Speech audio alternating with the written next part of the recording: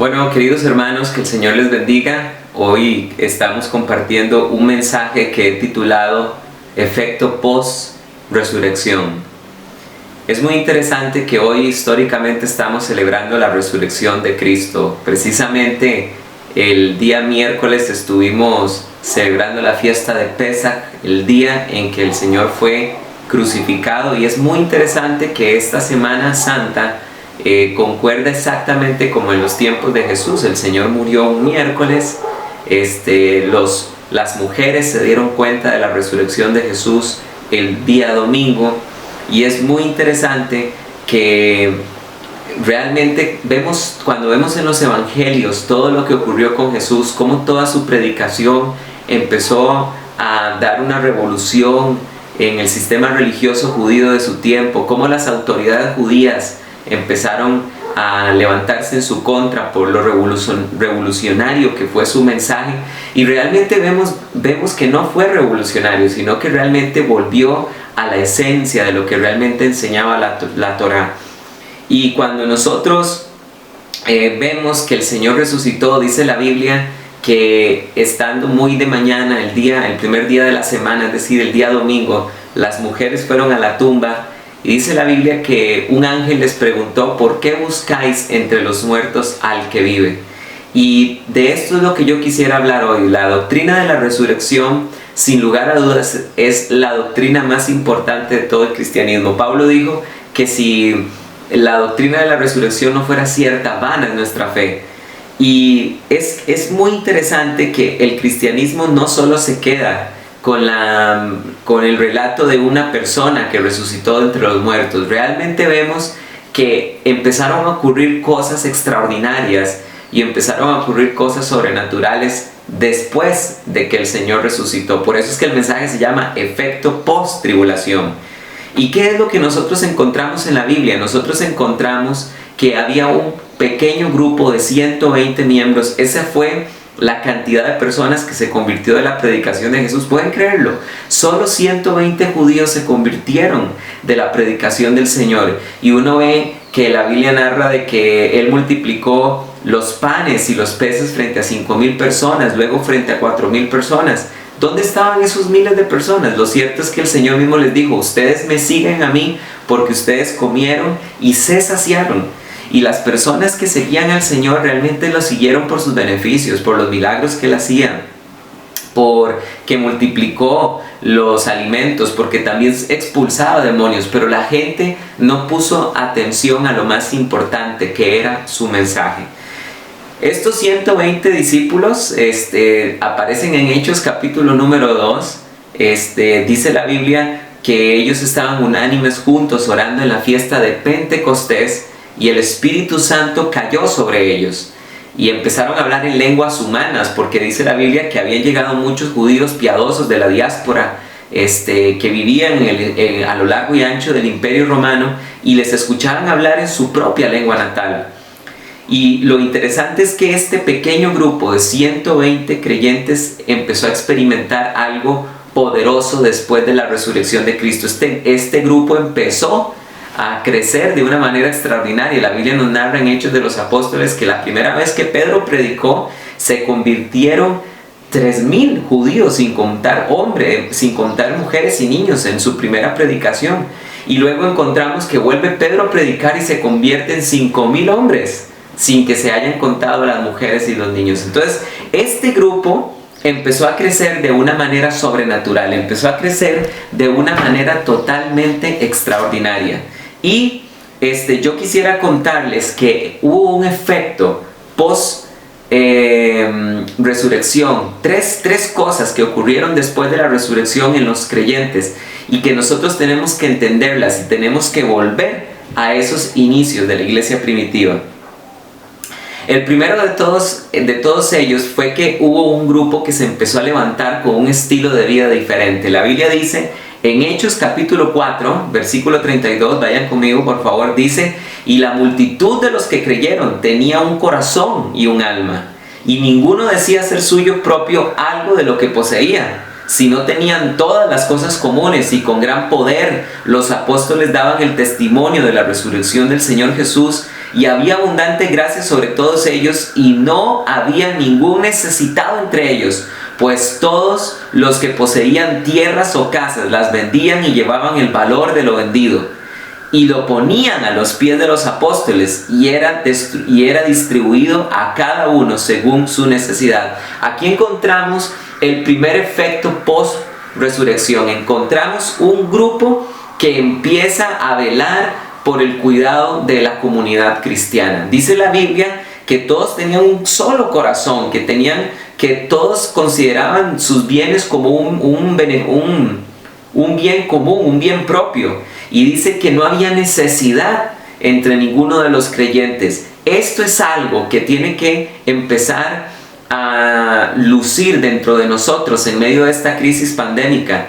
Yo quisiera decirles a ustedes que, sin embargo, el pueblo los alababa. Entonces aquí estamos viendo que esta es la gran oportunidad que nosotros tenemos para ser respaldados por el Señor y hacer lo que el mundo no puede hacer milagros, hacer señales, que el Espíritu Santo haga cosas extraordinarias a través de nosotros. Yo creo que Jesús es el mismo ayer, hoy y siempre, y creo también que el Espíritu Santo que recibió la iglesia primitiva es el mismo Espíritu Santo que nosotros en el siglo XXI como pueblo de Dios tenemos. Por eso yo quiero hacer un llamado: tengamos mucho cuidado con lo que estamos haciendo en el Facebook, porque veo que suben fotos de obviamente falsos apóstoles que dicen: ¿dónde están los falsos apóstoles y los falsos profetas y los falsos sanadores haciendo milagros? ¿Por qué no los vemos en los hospitales sanando enfermos? ¿Por qué no los vemos en los hospitales sanando a las personas que que contrajeron el coronavirus? Tengan mucho cuidado con eso, porque tal vez nosotros dentro del gremio cristiano podemos saber que hay personas falsas dentro del cristianismo, pero el mundo lo que está viendo es que nosotros estamos criticando a las personas que se hacían llamar sanadoras, que operaban milagros y sanidades. ¿Y saben qué es lo que estamos diciéndole de manera indirecta al mundo? Que aún nosotros los cristianos creemos y reconocemos que ya no hace Dios milagros y ya no hace Dios sanidades. Y eso no debe ser el mensaje que nosotros debemos de transmitir al pueblo, al mundo. El mundo debe de tener la esperanza de que si están pasando por una enfermedad o por una situación difícil, puedan acudir a los cristianos y que ellos oren. Y como dice la Biblia en Santiago, la oración con fe sanará el enfermo.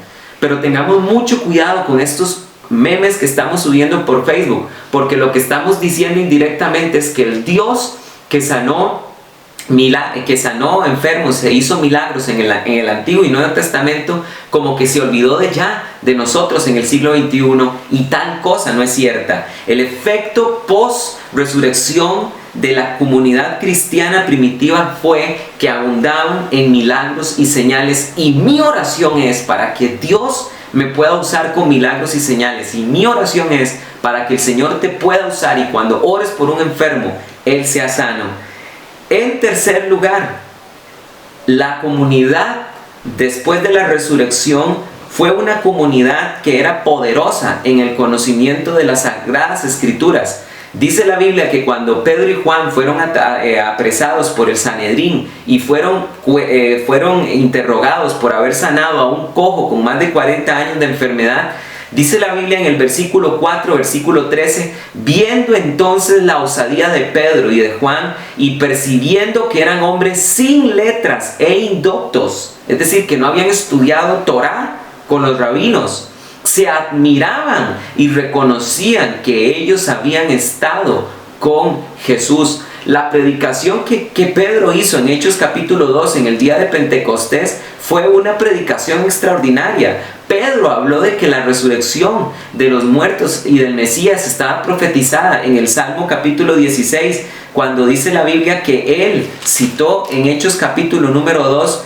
dice: por eso, cuando dice en el versículo 2, capítulo 2, versículo 25, porque David dice respecto a él: veía al Señor continuamente delante de mí, pues está a mi diestra para que no sea conmovido. Por esto mi corazón fue exaltado, mi lengua se regocijó en extremo, y aún mi carne también descansará en esperanza, pues no abandonarás mi alma en el Hades, ni permitirás que tu santo vea corrupción. Me hiciste conocer los caminos de la vida, me llenarás de gozo con tu presencia. Vean la explicación, varones hermanos, se puede decir con franqueza acerca del patriarca David, que no solo murió, sino que también fue sepultado y su sepulcro está con nosotros hasta este día. Pero siendo profeta y habiendo sabido que Dios le juró irrevocablemente sentar en su trono al fruto de los lomos, de sus lomos, previéndolo, habló acerca de la resurrección de Cristo, que no fue desamparado en el Hades, ni su carne vio corrupción, es decir, ni su carne se descompuso. A este Jesús resucitó Dios, de lo cual todos nosotros somos testigos. Así que exaltado a la diestra de Dios y habiendo recibido del Padre la promesa del Espíritu Santo, derramó esto que vosotros veis y oís. Vean ustedes la explicación tan extraordinaria que Pedro le presentó a los judíos de su tiempo, al judaísmo. Pedro, a través del Salmo 16, les demostró que el Mesías tenía que morir, que el Mesías tenía que resucitar y que no podía ver corrupción su cuerpo. Y esto es algo importante. Este es el momento en que nosotros tenemos que aprovechar el tiempo en el que estamos en nuestras casas para empezar a estudiar y recuperar el tiempo perdido. ¿Cuál tiempo perdido? El tiempo que perdimos viendo tantas series de Netflix, viendo tantas películas, jugando tantos videojuegos, haciendo tantas cosas, perdiendo el tiempo en tantas cosas, y no hemos estudiado las Escrituras como tiene que ser. La generación post-resurrección fue una generación llena de conocimiento bíblico y fue una generación llena de entendimiento, y tenían la capacidad de demostrarle al judaísmo que Jesús era el Mesías a través de las Escrituras. Y este efecto también tiene que venir sobre nosotros. Yo quiero terminar este mensaje diciéndoles que esta generación que se levantó post-resurrección fue una generación imparable, imparable. Dice la Biblia que en Hechos capítulo 5, otra vez volvieron a ser arrestados Pedro y Juan, después de su primer arresto, cuando el Sanedrín los cuestionó por la sanidad del cojo. En Hechos capítulo 5 vuelven a ser castigados, vuelven a ser arrestados por seguir predicando el nombre de Jesús. Y esta es una cuarta característica de la generación resurrección. Era una generación que tenía osadía y que estaba dispuesta a sufrir por causa del nombre de Jesús con tal de predicar el evangelio. Inundemos las redes sociales de la predicación del evangelio y dejemos de estar atacándonos los unos a los otros. Yo me he dedicado también a exponer algunas herejías que se han hablado en internet, de falsas profecías, intentos de sacar pasajes de contexto, pasajes fuera de su contexto con respecto al coronavirus y todas estas cosas. Y lo he hecho porque la Biblia dice también en Santiago, en Judas, que nosotros tenemos que combatir ardientemente por la sana doctrina, dice el libro de la carta a Judas. Pero es más importante que prediquemos el evangelio y que el inconverso lo escuche. Termino con estos pasajes. Dice la Biblia que el Sanedrín se enfureció al escuchar que Pedro y Juan seguían predicando que el Señor había muerto en el madero y que había resucitado. Y dice así, Hechos capítulo 5, versículo 33, dice: al oír esto, ellos se enfurecieron y tenían el propósito de matarlos. Cuando un cierto fariseo de nombre Gamaliel, maestro de la ley y respetado por todo el pueblo, se levantó en el Sanedrín, mandó a sacar fuera a los hombres por un momento y les dijo: varones israelitas, mirad por vosotros mismos, ¿qué vais a hacer con estos hombres? Porque antes de estos días surgió Teudas, un falso Cristo, diciendo él mismo ser alguien, a quien fue unido un número como de 400 hombres, pero fue muerto. Y todos los que le obedecían fueron dispersados y se redujeron a nada. Después de esto, en los días del censo, surgió Judas el Galileo e incitó al pueblo tras sí. También él pereció y todos los que le obedecían fueron dispersados. Y ahora os digo, apartaos de estos hombres y dejadlos, porque si esto es plan o obra de los hombres, se desvanecerá. Pero si es de Dios, no podréis destruirlos, no sea que hasta seáis hallados luchando contra Dios. Y fueron persuadidos por él, y aún así hicieron entrar a los apóstoles y los azotaron y les ordenaron que no hablaran en el nombre de Jesús y los soltaron, pues ellos salieron de la presencia del Sanedrín regocijándose porque habían sido tenidos por dignos de padecer afrenta por causa del nombre de Jesús. ¿Saben ustedes lo que dijo Gamaliel? Gamaliel dijo: este grupo, si es de Dios, no se desvanecerá. ¿Y saben qué es lo que le vamos a enseñar al mundo ahorita con esta pandemia? Yo no sé si esto va a durar un mes más. Los expertos, en el mejor de los casos, dicen que esto va a durar un mes más, y en el peor de los casos, según las decisiones que tome el gobierno, puede durar hasta todo el año 2020. Yo no sé si la iglesia pronto se va a reunir en sus congregaciones otra vez o si va a pasar mucho tiempo, pero estamos a punto de demostrarle al mundo que nosotros somos un grupo de Dios. Y que aunque hayamos sido dispersos de nuestros templos, nosotros no nos vamos a desvanecer porque somos una obra que está conforme al plan de Dios. Esto fue lo que le dijo Gamaliel al Sanedrín: si esto es algo de hombres, el grupo se desvanecerá, pero si es un grupo de parte de Dios, nada podrá separarlos, el grupo no se desvanecerá. Tengan mucho cuidado, no sea que ustedes se hallen luchando contra Dios. Y esto es lo que el mundo tiene que aprender, que tal vez el mundo ha estado luchando contra nosotros, pero nosotros seguimos firmes, orando en nuestras casas, ayudando a las personas necesitadas, cuidando por los nuestros en nuestra congregación, predicando el evangelio en las redes sociales, orando por los enfermos, y ellos siguen siendo sanos.